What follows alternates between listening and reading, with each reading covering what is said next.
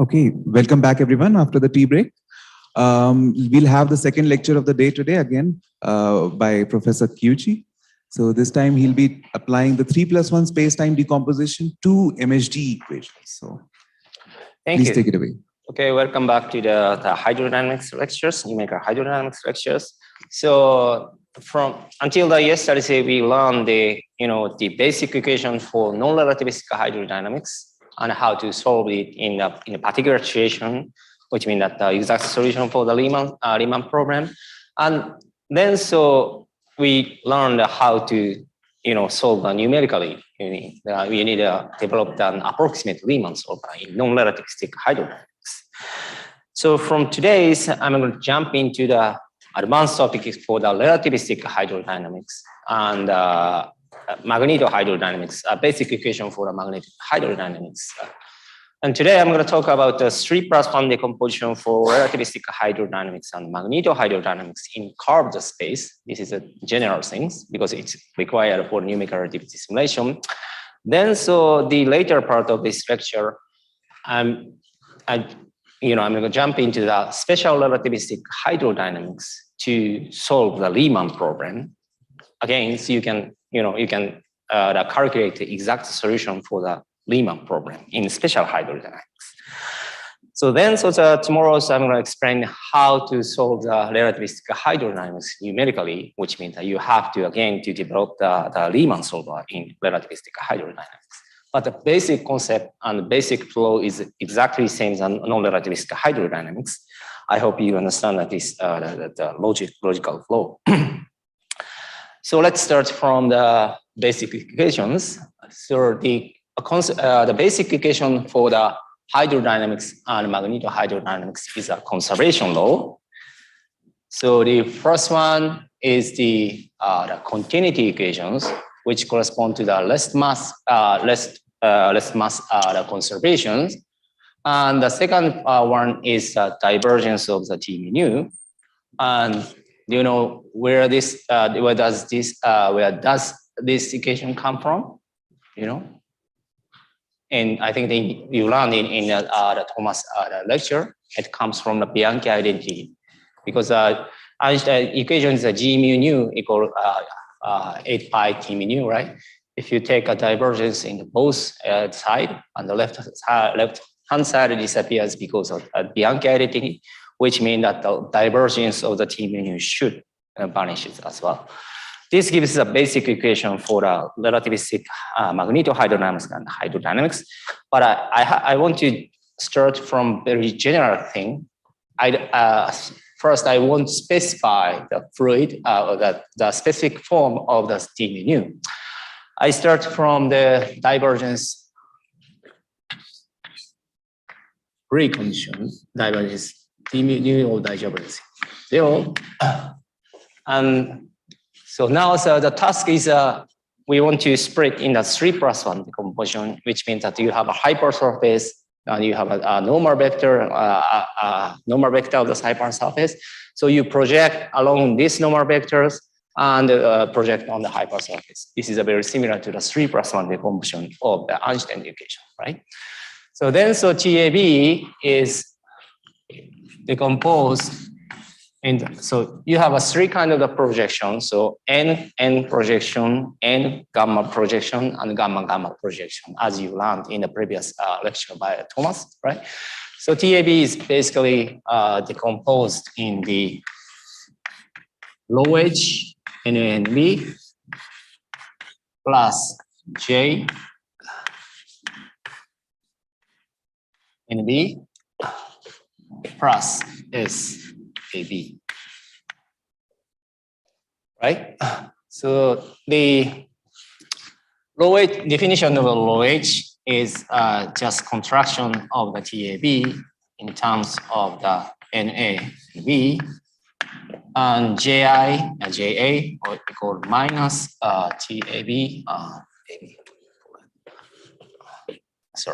C.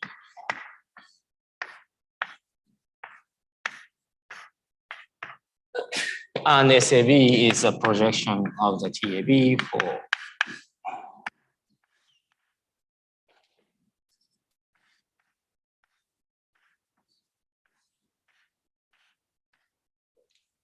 Because the gamma AB is the three spatial metric, but this is nothing but a projection tensor on the hypersurface. So if you contract gamma AB to the the contraction of the gamma AB and N, it disappears, right? So you can easily prove that this definition. Okay, you can easily prove that that contraction of N or gamma of the stress energy tensor in this form. Then, so the let's start 3+1 decomposition. First is the projection to the gamma KB.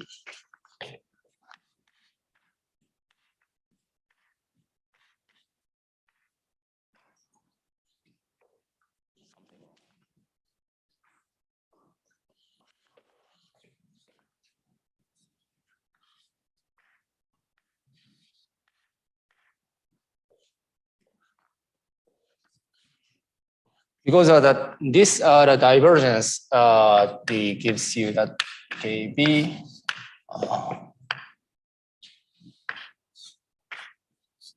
Okay.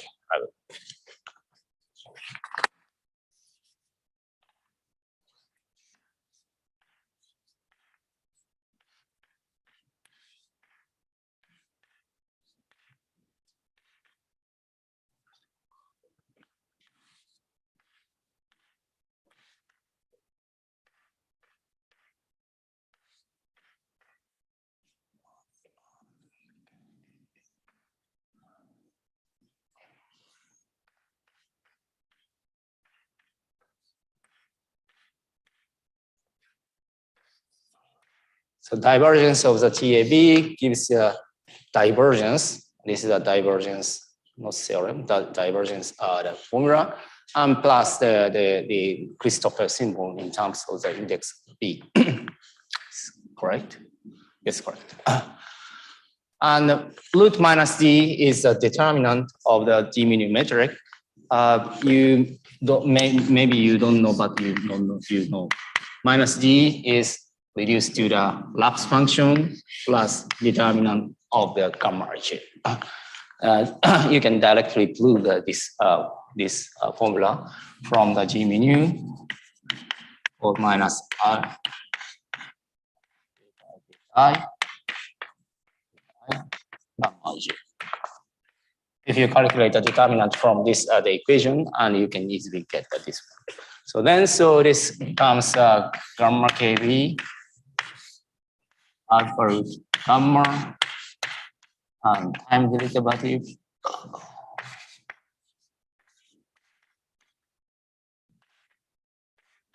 Yep. The rows that you have defined, TAB and NAB. Here. Is it fixed the other way now? Yep. So it's T of scoring the other way now. Sorry.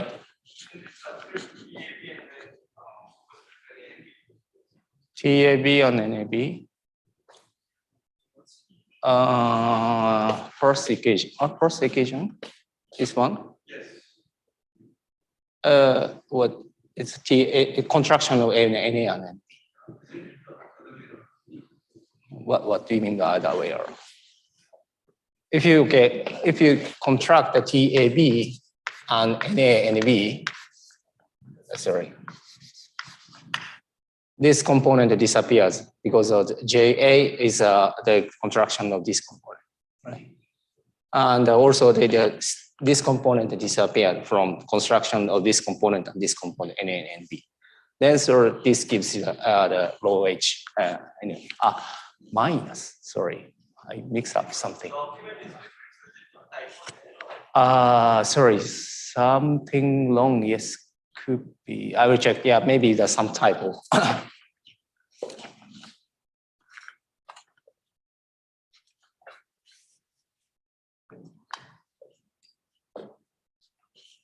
Give me 1 second.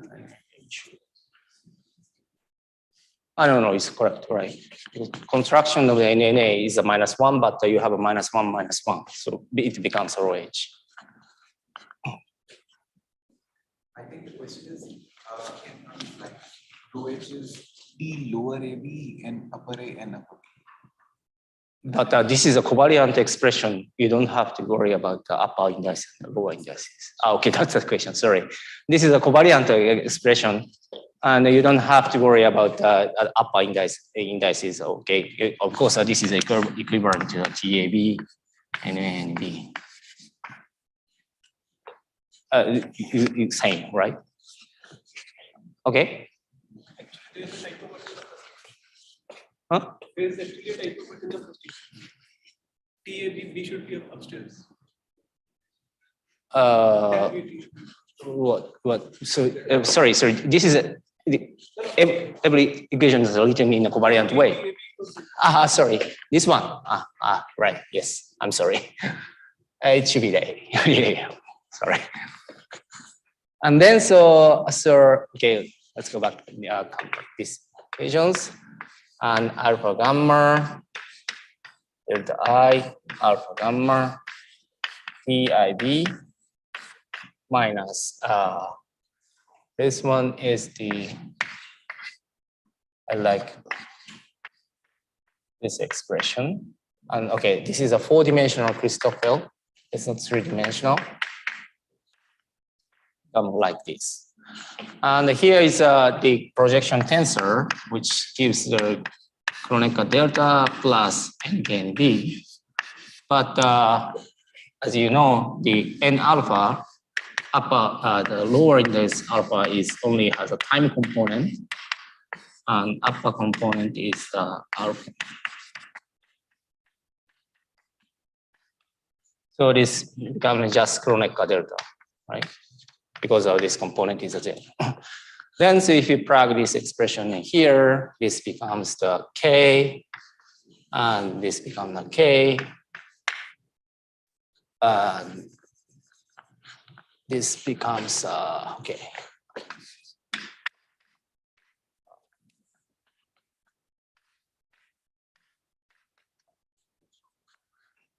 So here, gamma CAB, the crystal field of this one is a CAB plus CB minus ZABC, right? So because this AC should, this one should be the symmetric, which means that this component and which one? This component should be contraction of this component, and this component disappears, right? And so finally we get, not finally, but we get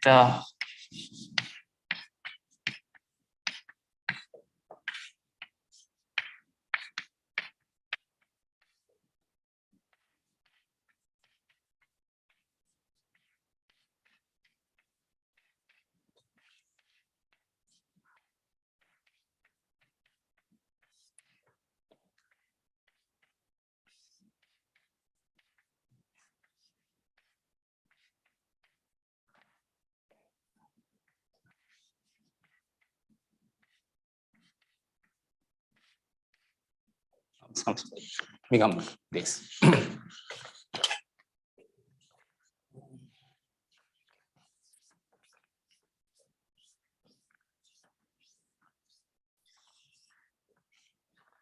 And let's calculate this TK component and TIK component, right? Okay. TAB, sorry.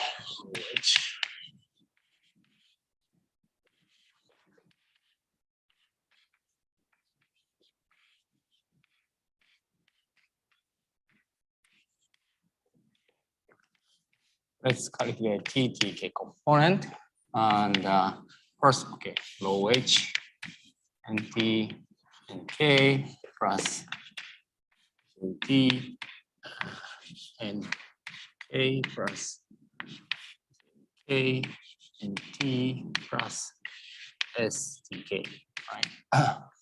So this component is 0, and this component is also 0.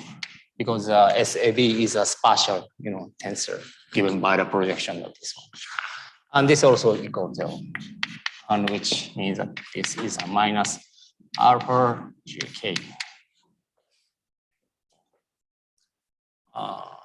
It's correct. No, correct. Sorry, something wrong. TK, sorry.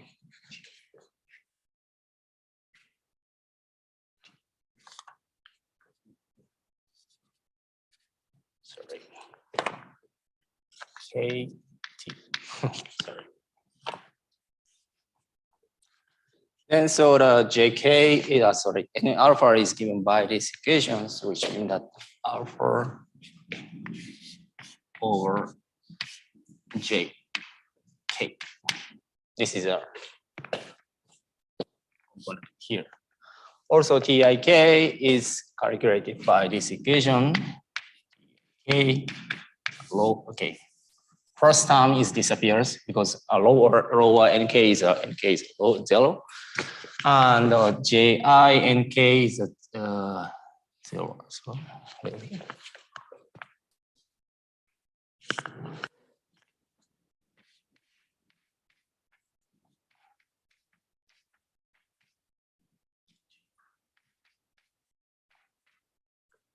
plus S by K, but this disappeared, right?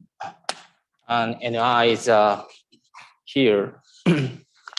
This one is minus I over JK plus SIK becomes this one.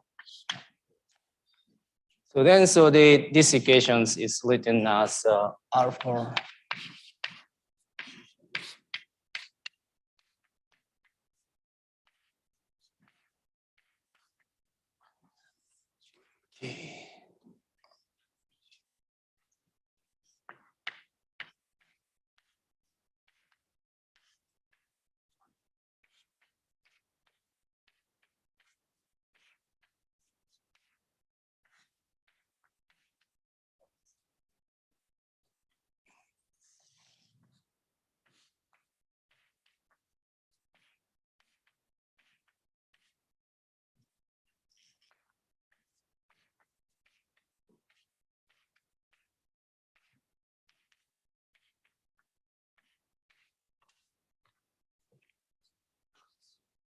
This is the first the basic equations. And here's, I define the SI as the square root of gamma, a determinant of gamma, multiplied by JI. Then, so finally you get this expression. And for this part, and this is a straightforward calculation, G mu nu is given by these equations, and T mu nu is given by this equation. And then so you can calculate this one, right? The final expression for the momentum equation is something like this. So I don't, up to now, I don't assume any specific form of that energy momentum tensor. This is a very generic one. So in the next, okay, sorry. In this equation, I defined S0 is determinant of gamma times the low h in these equations. So next task is to derive the energy equations, which is derived from the contraction, the projection for the NA.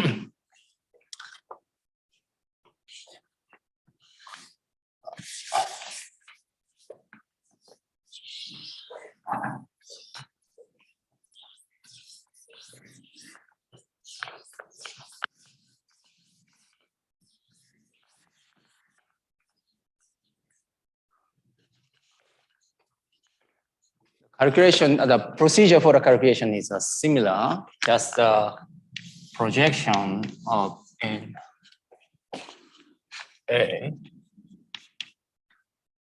PBA. And if you plug this NA to the inside, you have NA minus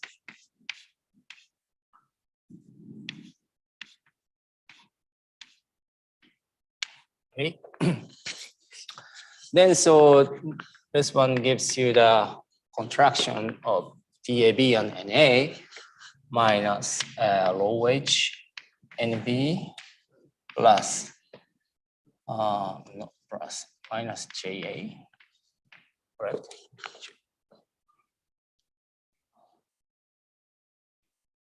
Yeah. No, JB. Then this part disappears because of the projections. And this term is what's this term? This gives extrinsic curvatures KAB plus anyway AB. AB is an acceleration term given by this equation. Is today or maybe yesterday, Thomas explained this expression. This one should be the extrinsic curvature plus additional term, right? So then, this equation becomes something like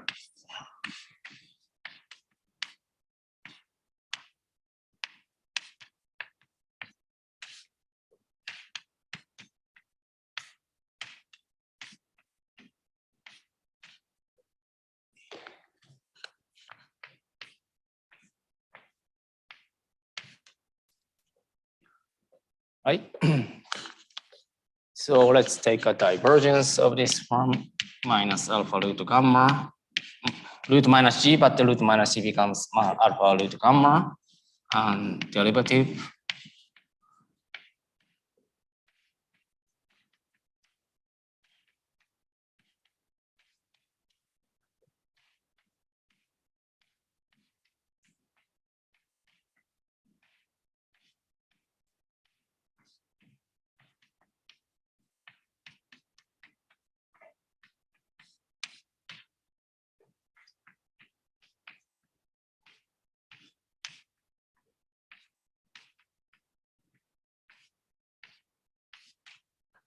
Like this. And here is alpha over 1.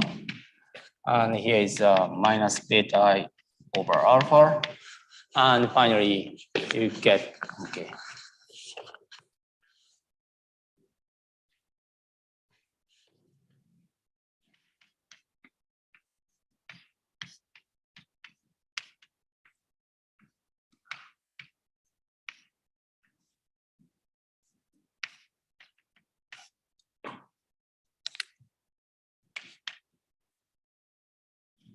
Beta is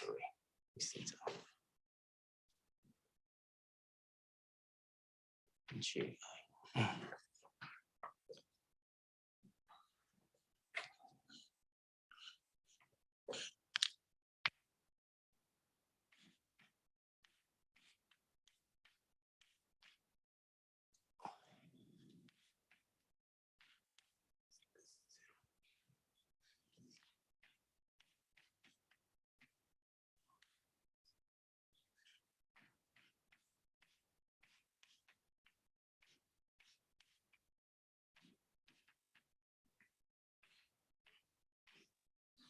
Or there. The source term is also calculated from the expression for the construction of TAB and these expressions. And A alpha is the gradient of the log alpha. Then so you finally get this expression. And this gives you the energy equations in general. Yep. Sorry. Could you use a microphone?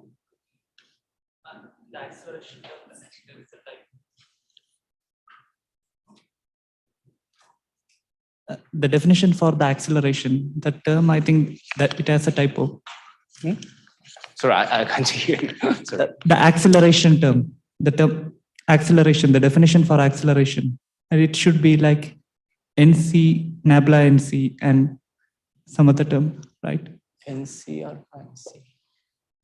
I think in this form it is 0. This one? Yeah. Should be NC nabla C. NC nabla C.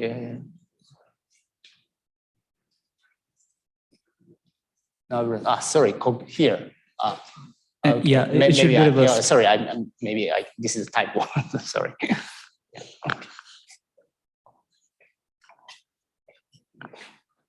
Okay. Okay, now so we are ready to specify the stress energy tensor, but before that, I want to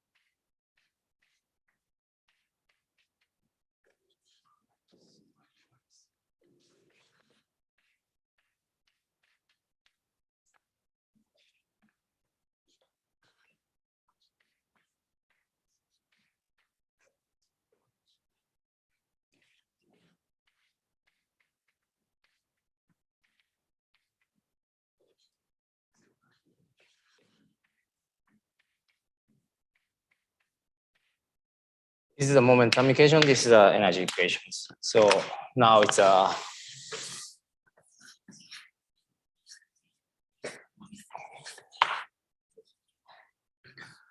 okay. First example is a purely relativistic hydrodynamics, right? So in this case, the stress energy is given by the less mass density law and the specific entropy H, lower H, and pressure. Okay. And a conserved momentum energy is given by just a definition minus root gamma and TAB NA gamma, something like this, right? And if plug this TAB expression to here, and then so you get root gamma rho omega square.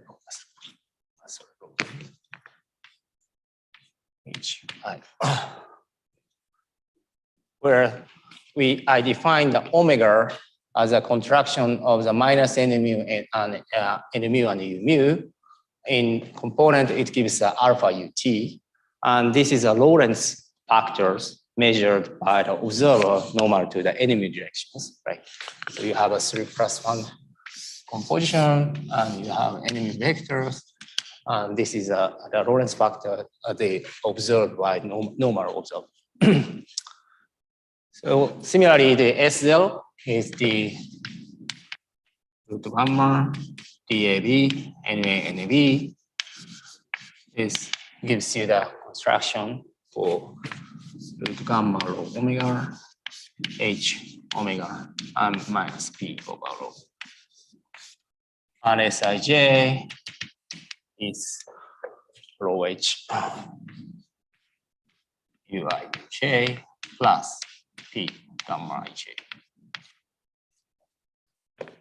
So then, so if you plug this expression to here and here, and you get the momentum equation and energy equation in the 3+1 decomposition. Okay, let's do that. But before that, so this is a very tricky point for general relativistic hydrodynamics. So the lower component and the upper component is to raise or down the indices, you have to be careful about the GR stuff, right? Because you have a metric. So normally, or in our formulation, so we use the full velocity component as a lower spatial index. On the other hand, for the upper index for the velocity, we first define the 3 velocity, BI, which is defined as UI divided by UT. There are a couple of the options, but in our formulation, we stick to this formulation. I'm going to explain why. But before that, I will derive how to this expression becomes here. This calculation is not so trivial. So before starting at this point, from u mu minus 1 condition, which gives you the Lorentz factor square is 1 plus gamma ij ui uj. This is a very important equation to determine the Lorentz factors. Okay, let's calculate the upper component of the URI. Here, it gives the both G0 U0 plus Gij Uj. And because of this condition, U0 plus Ui minus 1, which gives the U lower 0 is minus U0 minus Ui Vi. I introduce the Vi by definition here.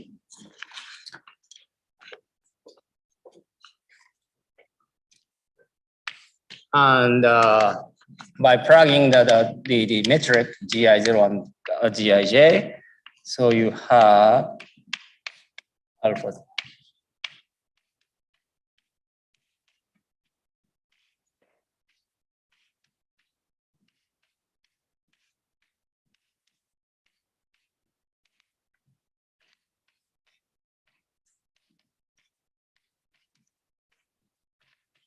Right? So alpha, okay, omega is alpha U0 or alpha UT. This becomes the minus beta I alpha omega minus beta I alpha square A plus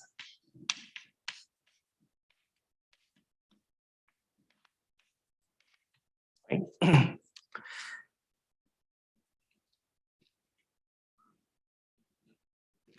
Then, so by dividing this equation by UT, you get the Bi minus beta I. Here it becomes omega square minus beta I alpha omega dk beta k construction plus gamma ij. Hey. So let's calculate from these equations, beta I plus Bi contracted with Ui. Here is beta I.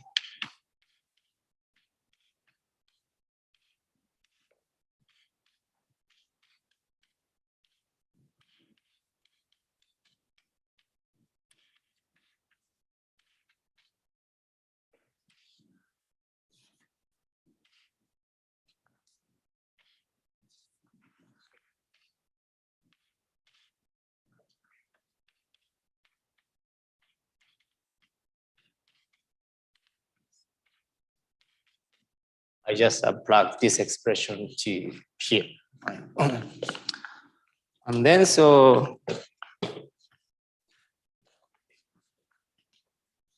this part becomes to the omega square minus 1 because of these relations.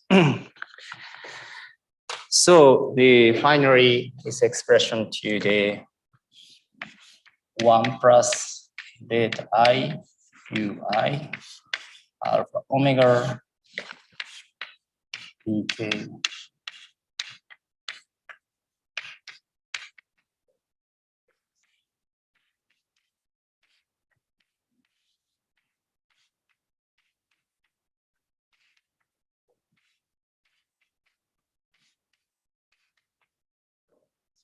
is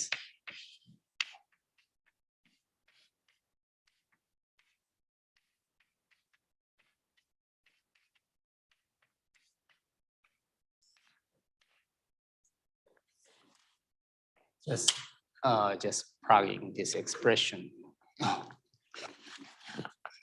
Okay, then and these factors and this prefactor is exactly the same, so it's canceled out. So then this part becomes here. So if you plug this contraction here, here, finally you get bi equal minus beta I plus gamma ij uj divided by ut. And this is 3 velocities. And this quantity is very important to determine the wave pattern structure or to solve the Riemann problem and the Riemann problems. Okay, so let's write down these equations. I think a source matter as a source term is not important for here, but this advection term, which gives a flux, conservative flux, is important in Newtonian analogy. Okay, let's plug first the momentum equations, this part, by using this one and this one. Okay.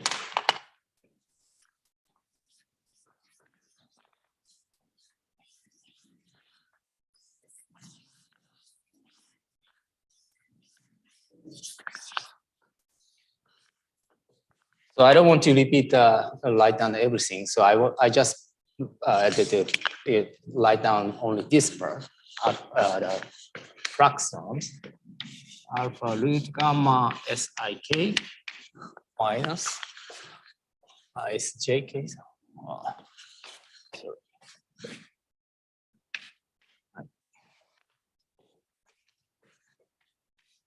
Minus beta sk. So let's plug this expression and this expression to this expression. But okay, yeah.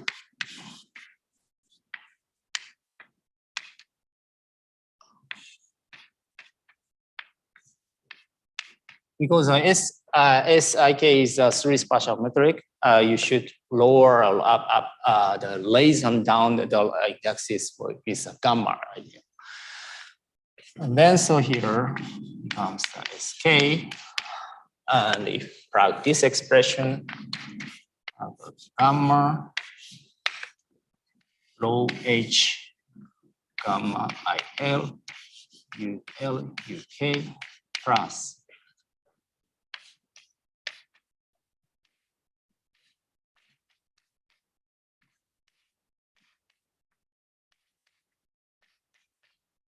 okay.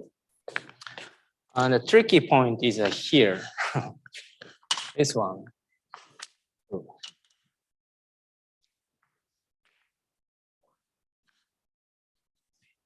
Because I define a 3 velocity,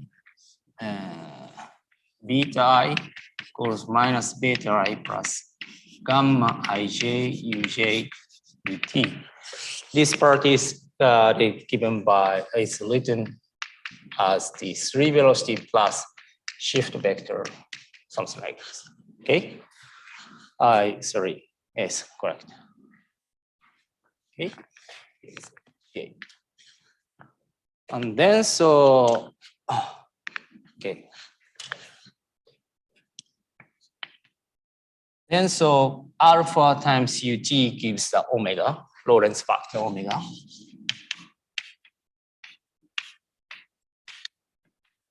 alpha ut.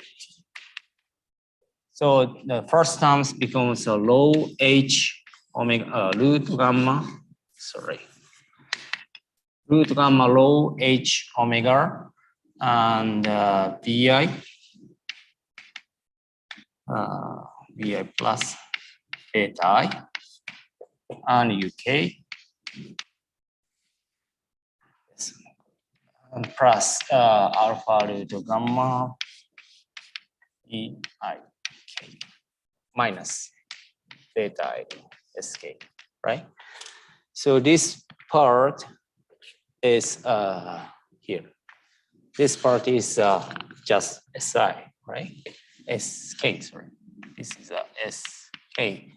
So which means that the shift term here and here cancel out. And the final expression is the skvi plus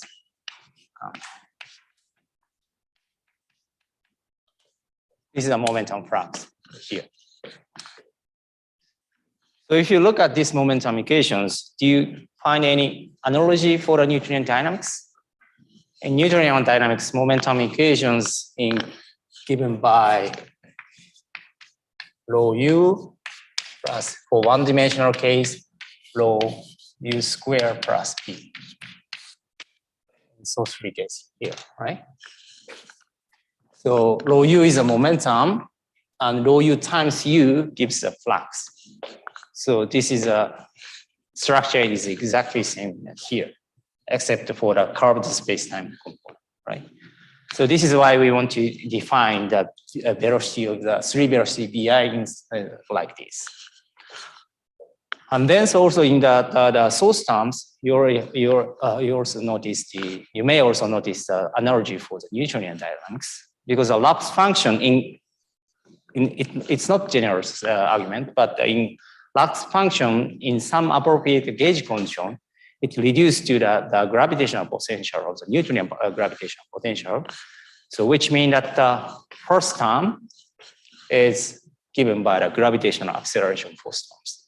Alpha is 1 minus alpha. So this gives you the density times the gradient of the gradient of the Newtonian potential. So the other term is that this is a higher order term, comes from the GR effect. But the structure is essentially similar gravitating system of the Newtonian hydrodynamics. Okay. Okay. Our final task is to calculate the this term.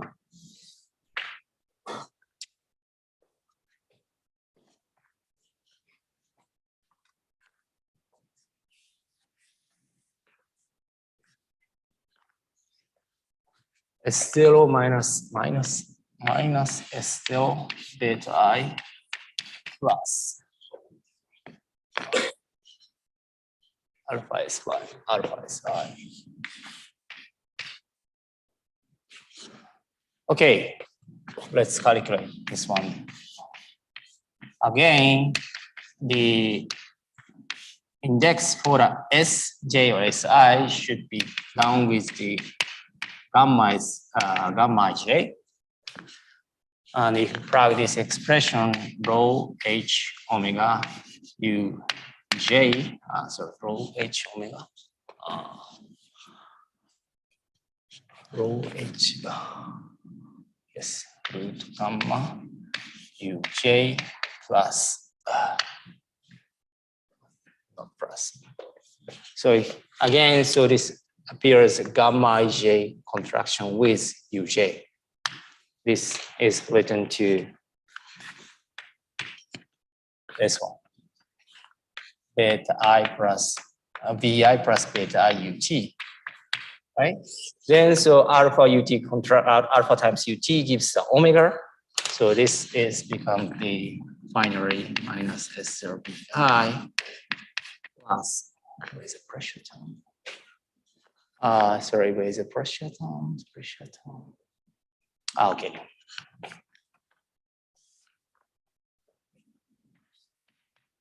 And minus root gamma rho omega. This is a definition, not definition, but the S0 H omega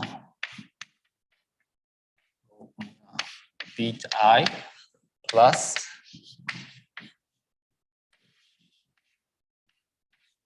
U.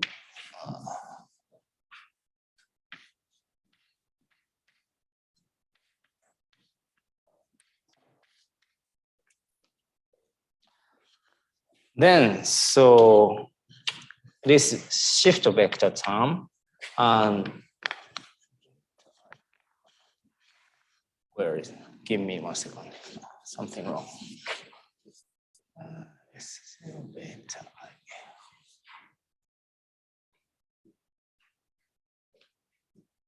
I. Okay, sorry. It's fine.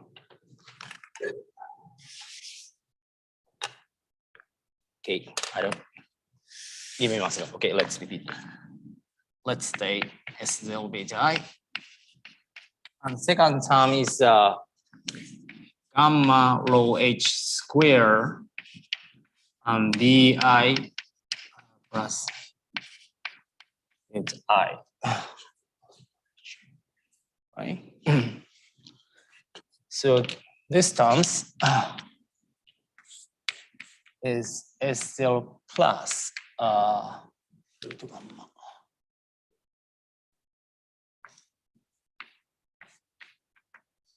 because rho H omega square rho is first term, so this terms becomes this terms, right? Then, so the shift term, beta I plus here is cancel out. The final expression is the SLBI plus BI plus beta I root gamma P. Maybe alpha is missing. Okay, correct. This is the energy at the flux terms. And also you have noticed that this is a similar structure for the neutrino dynamics. But as we learned in the first lectures, and also this gives you the gravitational acceleration term. Work done by the gravity term. Okay, this is a hydrodynamics case. Because I spent much time, I was like, okay, and then so finally equations, the continuity equations.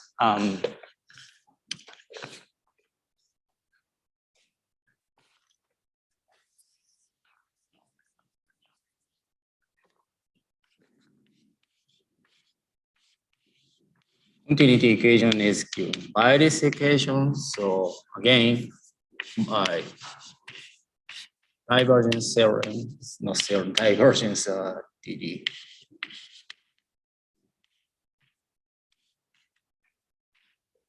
This becomes the alpha root gamma rho u t plus alpha gamma rho u I equal to 0. So this is omega, and here is bi times ut, right? And alpha ut gives you the omega. Sorry. And then so finally this equation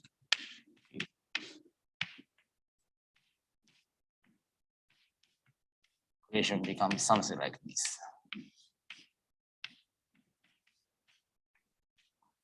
So if you define a conservative density D, rho times the Lorentz factor omega, the continuity equation becomes something like this. This structure is similar to similar to the Newtonian case.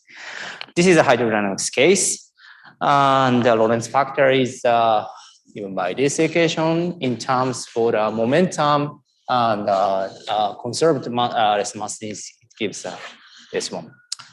Okay, so far so good.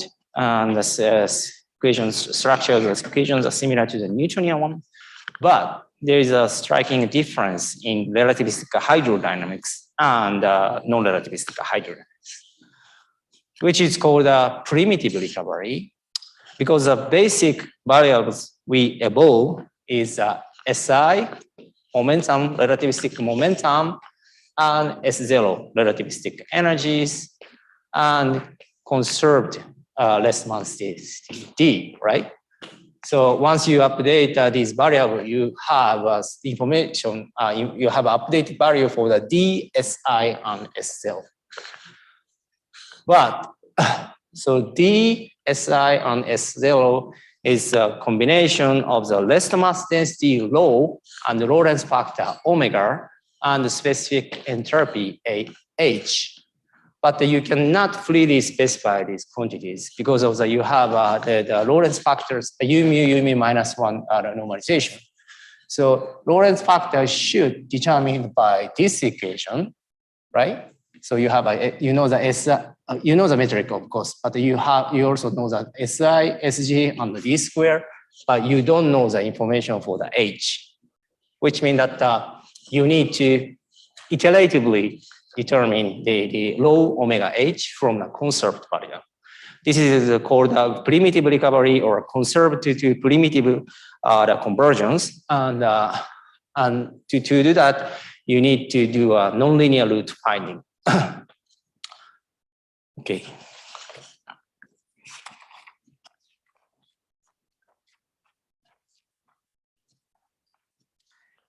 Then so this procedure is highly depend on the functional form of the equation of state. For the ideal gas equation of state, which means the gamma rho equation of state case, and the primitive recovery means that you need to solve these equations in terms of the H, unknown bar H. Other quantities like shear term or Q is given by the contraction of the SI/SJ, and gamma is a gamma rho equation of state and is known. Then so this is you should solve this equation in terms of the H. Once you know the H specific entropy H, so you know the Lorentz factor from these equations, and then so from the D rho omega equations, you know the rest mass densities. Do you understand these structures? So from primitive variable, low omega or P to conservative variable is straightforward because you have a D, Si, S0 from, right? But from conservative to the primitive variable is it's non-trivial. You need to find a solution for the nonlinear equations.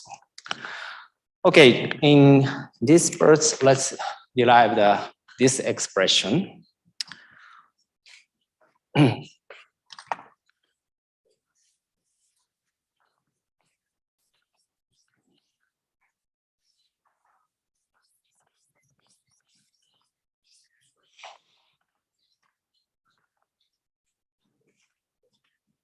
Now, let's start from the Lorentz factors of the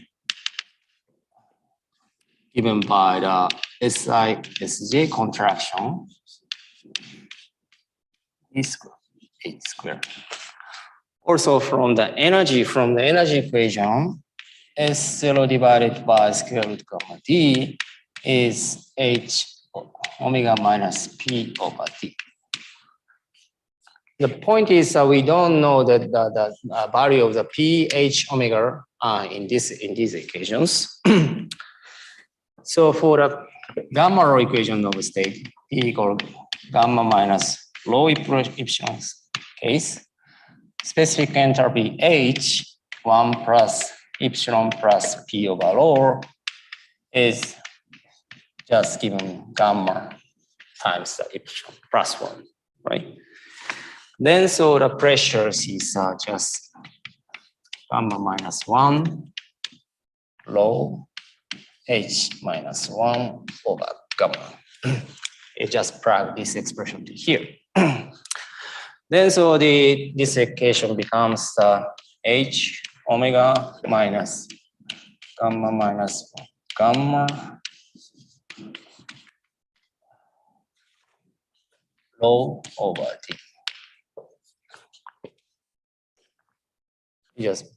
I just plug this expression to here. And the rho over D is the 1 over omega because of the definition of the D.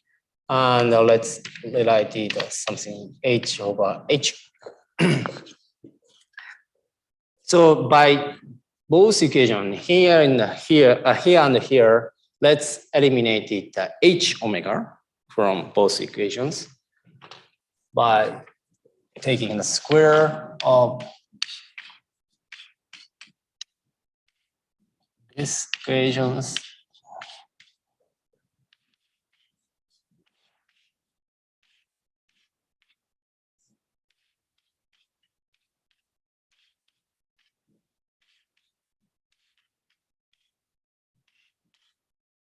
And also from this equation, H omega square is H plus Q square. Q square is this contraction. Right? So then,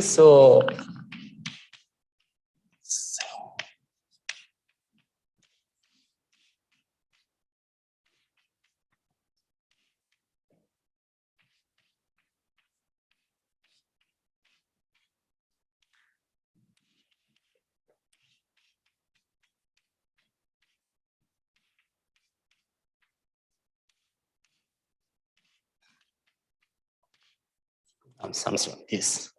So now you have the equation for determining the specific entropy H given the known quantities.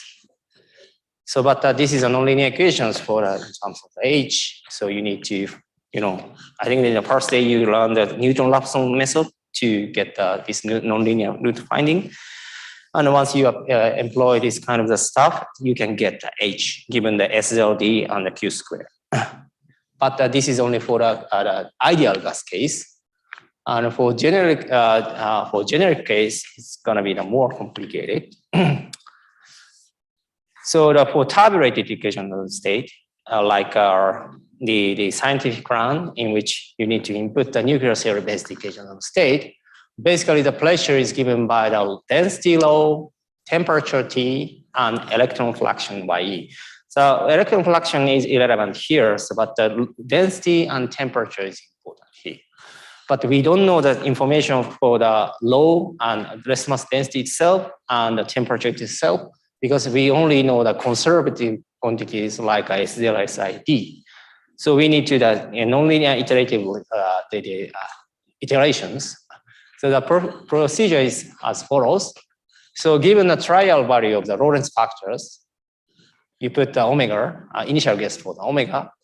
So from D, you guess the less mass density. This is not final answer, but you can guess that D low, right? And then, so the next task is you search the temperature of T such that this equations, because you know that S0 over square root D, which is H omega minus P omega square root D, but H and P depend on the less mass densities and temperatures. And for the given, for the tabulated equation of state, the temperature is discretized with a certain width. So you have an index for the equation of state in the temperature region, like a TEOS, and next index TOS plus 1. So you need to find out temperature T, which satisfy these equations. And then so you update the specific entropy H and the Lorentz factor, because the Lorentz factor is given by these equations, known quantities plus unknown quantities. But now you update the specific entropy H. Then so you can update the Lorentz factor. Then go back to the step 1. You can repeat this procedure until you get the convergent results. This is a general procedure for the tabulated equation state.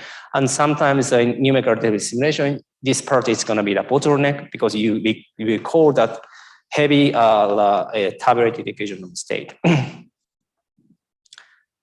Okay. I only have 30 minutes. Okay. Okay, this is the basic for the relativistic hydrodynamics. Do you have any questions? No. Okay. So I want to go into the electromagnetic dynamic case, but I think 30 minutes is not enough. So I skip this part. Maybe in the final days, if I have time, I will explain the basic of the electromagnetic dynamics about the equation for the electromagnetic dynamics. Okay, let's jump into the exact solution for the Riemann problem in special relativistic hydrodynamics. I gave the formulation for the curved spacetime, but let's reduce to the special relativistic one to learn the exact solution. Okay, the relativistic Euler equation is given by this equation. This is here, this one. If you reduce the alpha to the 1 and the beta I to 0 and gamma ij is the delta ij, you get this expression, right? So the characteristic composition, as we did in the non-relativistic hydrodynamics, starting from these equations, and you can decompose the Jacobian matrix, and you can diagonalize this Jacobian matrix. Then finally, you get a characteristic decomposition. I won't repeat this procedure again because it's a super messy for the relativistic hydrodynamics. Instead of that, I will give you the final answer. And the characteristic decomposition gives you the three kind of the characteristic velocity, namely lambda x plus minus and Vx, right? And lambda plus minus Vx is written in a little bit messy form in terms of the Vx and Cs, sound velocities, and B square is a contraction of these quantities. And here's a relativistic hydrodynamics. You don't have to worry about the lower and the upper indices in the index in Cartesian coordinate. And then so the lambda x plus minus is given by this one. So as you might remember, in non-relativistic hydrodynamics, lambda plus minus is given by Vx plus minus Cs, right? So the structure is, if you reduce to the non-relativistic limit, and this characteristic speed is reduced to here. And the contact discontinuity described by the characteristic velocity with the Vx, right? Then so also you can calculate the left and right eigenvectors, but by hand it's impossible. You need to use a symbolic calculator like a Mathematica or Maple or something like that. And I will show that the matrix calculation procedure right now, but I want to jump into the details. If you're interested in, please look at the textbook in section 4.4. Okay, so you have three, the waveforms as waves, and two of them is a rarefaction or shock compression wave, and the last one is the contact discontinuity. The structure is similar to the non-relativistic hydrodynamics. So let's consider from the rarefaction wave. And like in the non-relativistic hydrodynamics case, rarefaction wave is a self-similar solution. So from the left and right eigenback vector for lambda plus minus 1, lambda plus minus. So you get these equations. Omega squared dvx plus minus cs over rho equal to 0. And this plus and minus means the left propagating and right propagating waves. And this is nothing but the generalized Riemann invariance in non-relativistic hydrodynamics. So you can integrate this one, which gives you the upper j plus minus. This is a little bit messy expression, but you can directly the integrate of the first term, something like this. So in the specific situation, this integral, the second term of this integration can be done. For example, for the Polytropic equation of state, you give the P as a K times rho gamma. The sound velocity is given by this, right? And given by this. And also the self-similar parameter Z, which is x over divided by t, the sound velocity is given by in terms of the parameter of the Z. This comes from the self-similarity properties. Okay, let's calculate the second term given this equation. And it's messy, but you can integrate this part. And then finally you get this answer, which should be the constant. And this is equivalent for the first expression, and this quantity should be constants. So what does this equation give to you? So the answer is the velocity behind the rarefaction wave, because this quantity should be the constants, and before and ahead and behind the rarefaction wave. So you can write the behind the shock. Sorry, B means behind, and A means ahead, known quantities and unknown quantities. And you flag BA and BX and CS as a function of the pressure, and you can get this expression. A is a little bit messy, but it's a function of CS, through the pressure P, right? So now this gives the velocity behind the rarefactions. So next task is to consider the junction condition for the shock. So as we learn in the non-relativistic hydrodynamics case, Rankine-Hughes relation gives you the jump condition between the shock, right? So in relativistic hydrodynamics, the basic equation, the Rankine-Hughes relation is given by the equations where parenthesis F is a difference between the ahead and the behind, and N is a normal vector to the characteristics, the curves which describe the shock wave, and then the N is given by the Lorentz factor of Ws and the shock wave speed of the Vs, upper Vs, right? And so here's a Rankine-Hughes relation gives the relation between the region 1 and region B, as we demonstrated in the non-relativistic hydrodynamics. So then from these conditions, you can couple the junction condition. For example, the mass flux J is the invariant behind and after the shock. Also VXP and VX is given by these equations. This is a messy calculation, but the basic thing is just use this relativistic Rankine-Hughes relation. And from these equations, you can get the post-shock velocity VX. Again, A means ahead, known quantities, B means behind, unknown quantities. And which means that the shock velocity is given by the known quantity known quantity like HAWA and mass flux J, plus unknown quantities PV, post pressures. Also, from the Rankine-Hughes relation, there is a important quantities which is called the tau adiabat, which is given by the h square of the parenthesis behind the aftershocks is given by the sum terms multiplied the pressure difference between the two. Also, if you assume the gamma rho equation of state, the low density is given by the pressure plus the specific entropy.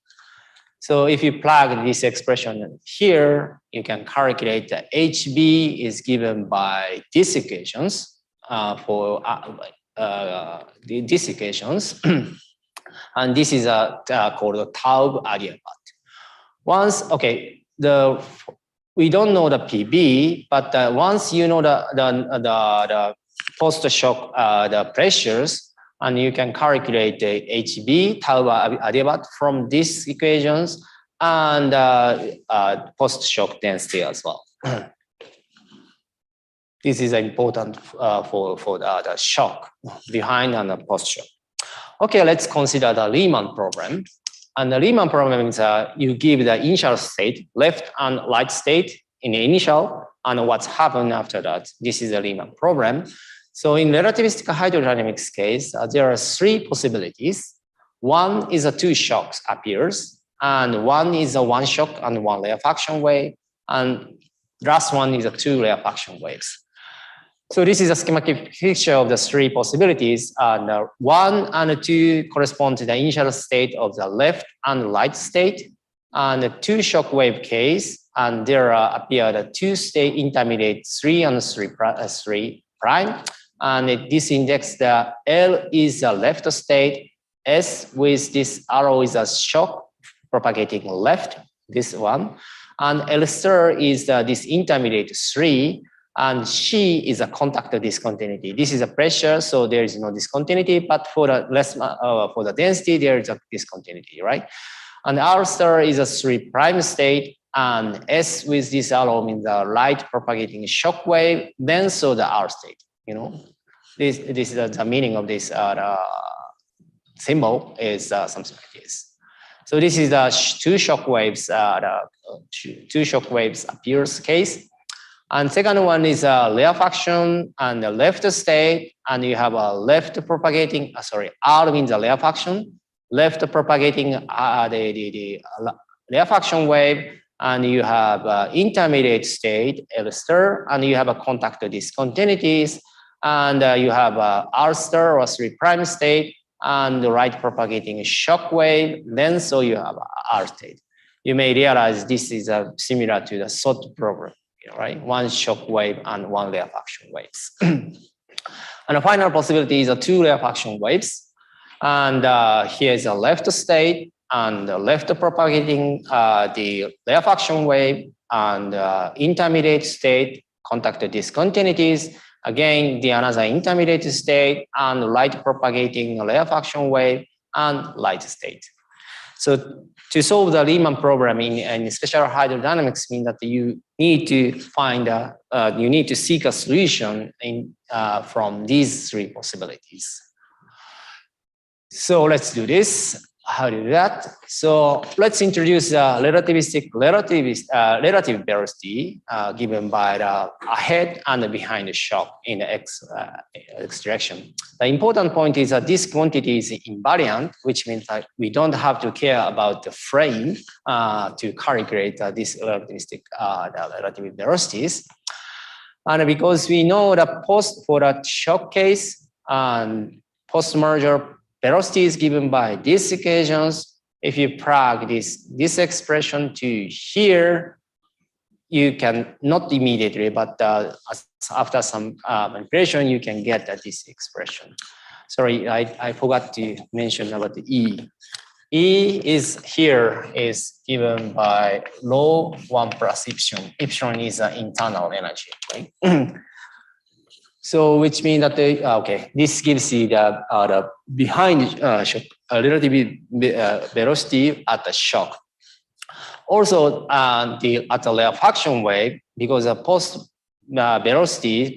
rarefaction velocity is given by this method, the expression. If you plug this the expression to here, finally you can get this expression for the relative velocity. Relativistic relative velocities. And okay, let's consider a two shock case, which means that left and right propagate. In this case, the pressure of the intermediate state P3 should be greater than the initial state P1 or P2, right? And to simplify the problem, so let's consider the comoving with a constant discontinuity frame, because a relativistic velocity is invariant. So you can use the frame in which the calculation is going to be simple, right? So then comoving this frame and the velocity of the one state is given by the pressure of the three state and pressure on the energy of the three state and the initial state 1, right? I just plugged this expression in here. B equals 3 and A equals 1, because to connect this region and these regions. Also, the velocity in the Bx state is given by the P3, not P3, 3 prime state and 2. because the pressure, the contact discontinuity, the pressure shouldn't change, which means the P3 prime is equal to the P3. So you can write this one, but E3 contains the densities where, I forgot. Okay, here, sorry. And pressure E contains density. Density may change at the contact interface. E3 is not equal to the E3 prime, sorry. So from this B1 and Bx1 and the relative velocity in terms of the 1 and 2 state is calculated by this equation, right? And then so that you can prove that the Bx12 is monotonically increasing function of the P3, sorry. So because of the P3, unknown quantity of the intermediate state is should be greater than P1, and there are one limit for the P3 approaching to the P1, and in this limit, B1 becomes to 0 because of this expression, right?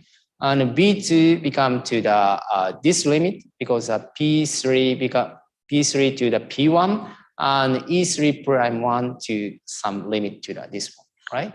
And then if you plug this expression to the relativist velocity expression, you finally get that there's a limit for which is called the Vx12 2s. 2s means the 2 shocks, right? Given by this equation. So let's calculate this limit E3 prime to 1. And because E3 is E is given by these equations, in other words, it's in H rho minus P. This given by the pressure and the relativistic pressure and the specific entropy, something like this. And the rho is given by at the shock.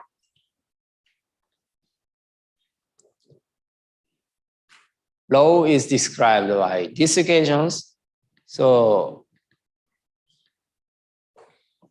you can write the rho as a function of P and H, and also the second term is going to the P1.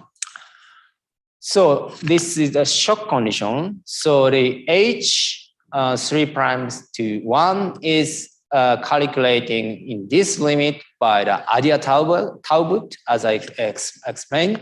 And if you solve this equation in terms of the H hat, then so you can get the E3 primes, this value. This is a shock condition, the limiting case for 2 shock waves.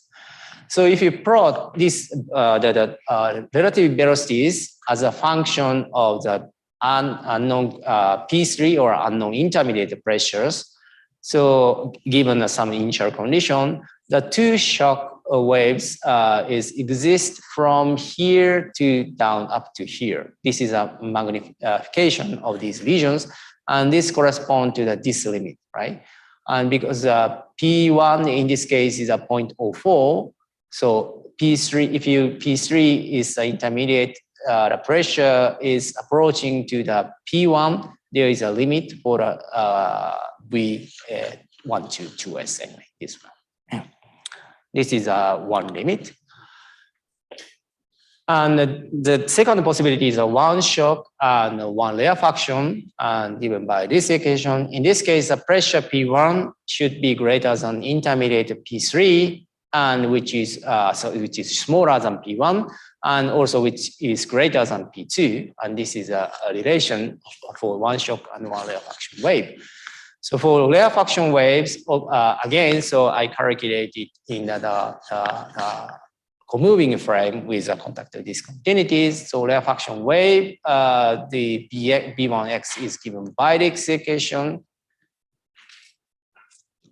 because of the here, right? And the shock waves is again calculated from these equations. And from B1x and B2x, you can calculate the relative velocity Bx12. And also you can prove that this is a monotonically increasing function of the P3. So because P3 should be between in P1 and P2, there are two limits approaching the P3 approaching to the P1 or P3 approaching to the P2. So for the first case, and A plus becomes to unity, which means that B1x becomes to 0. So this B1 becomes to 0, which means that you consider a shock wave case. This limit corresponds to this limiting case, right? So the upper limit gives the two shock wave condition as we have already derived.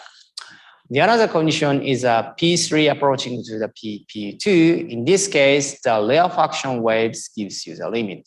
Okay, let's consider this schematic picture. So if you P3 reduce to the P2, which means that you only have a one rarefaction wave connected to the P2.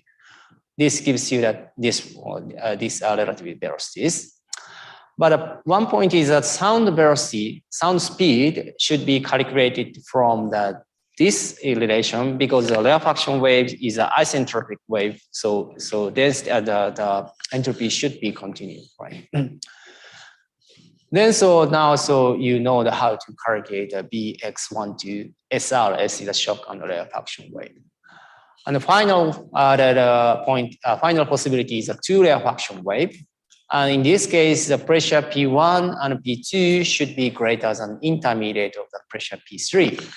So so I don't want to repeat again, but the rarefaction wave case and velocity in 1 and velocity in 2 are given by these equations, and by plugging these one to the relative velocity, and you get the expression for the Bx1. And also the Bx12 is a monotonically increasing function for the P3.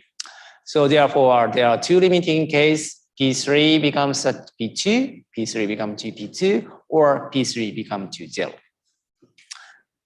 So this the two limiting case gives you that here and the upper bound is given by the Bxs1 SL, because if you P3 go to the P2, which means that you only have one rarefaction wave, which corresponds to this correspond. This is the upper side of this one. Also, if you P3 is the P2, it gives you if P3 becomes to 0, which means a vacuum, it gives this equation. S1 S2 is a known quantity, something like this. So if the velocity is in this range, you have a two rarefaction wave. If the relative velocity is smaller this value, and here it's going to be the vacuum. This is a possibility for the relativistic hydrodynamics case. And here is a summary for the three possibilities. I explained the two shock cases here. And one shock, one rarefaction waves exist in here and here, given the initial condition. And also the two rarefaction wave exist from here to here. And below this value is going to be the vacuum, right? So from the initial condition, we can guess which is the case. So given the initial condition L and R side, you can calculate the three limiting cases, Vx 1 to 2s, SL 2R, as I explained in the previous slide. So the procedure is to determine the wave pattern and the functional form of the relative velocity by comparing the limiting value in case A. For example, the Bx120, which is given by the initial condition for the velocity, and is greater than this value, it's going to be the two shock condition.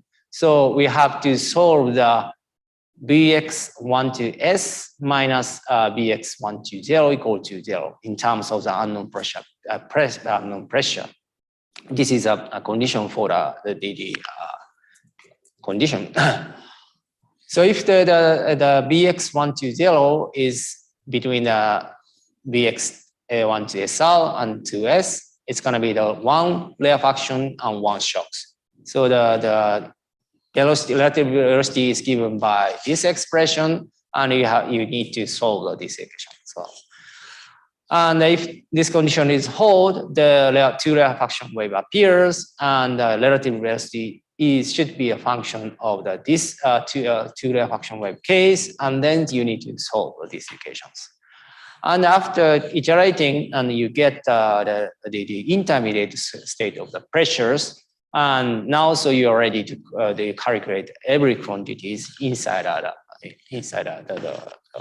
rarefaction wave or contact discontinuity or shock waves. So in the final minutes, I'm going to give you how to calculate a rarefaction wave because of the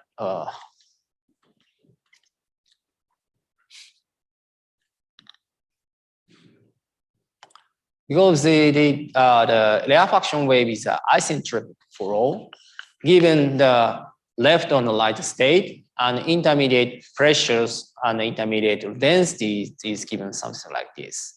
Also, this wave is self-similar, so which means that the self-similar parameter z for the head and the tail. And head means that given the initial state of the velocity and initial state of the sound velocity. And tail is given by the initial velocity and sound velocity of intermediate state. So you know that the head and the tail. So for z, self-similar parameters should exist between the two. So inside a rarefaction wave, you can parameterize the structure in terms of the self-similar parameter z. For example, the sound velocity is given by this equation. B velocity depends on the z as well, but B is given by these equations. And A depends on the pressure, or pressure depends on the sound velocity. So these two equations gives you a closure relation for the z. So you can iteratively solve this equation, and you finally get the z and CS z and B z. Given the CS z, now you are ready to calculate the rest mass density log z by solving this equation. Again, this equation is a nonlinear equation, so you have to solve. You have to find a solution, nonlinear root finding, and finally the pressure is given by this equation. Then, so you can get the structure inside a rarefaction wave. It's similar to the non-relativistic hydrodynamics case. So in this lectures, we now learned in relativistic special hydrodynamics case, there are three possibilities for the wave pattern. So given an initial condition, now you're ready to calculate you're ready to solve the shock tube Riemann problem. So today's exercise is please generate a code to solve the exact solution for the Riemann problem from scratch with a program language you prefer. And then so please calculate the three patterns and two shock waves and one rarefaction waves and two rarefaction waves for the exact solution. This is today or maybe tomorrow's DD exercise. Do you have any questions? It's going to be complicated. I understand, but you know the procedure or basic concept is very similar to the non-relativistic hydrodynamics. That's all. Okay. If you don't have a question, okay, let's go to the lunch.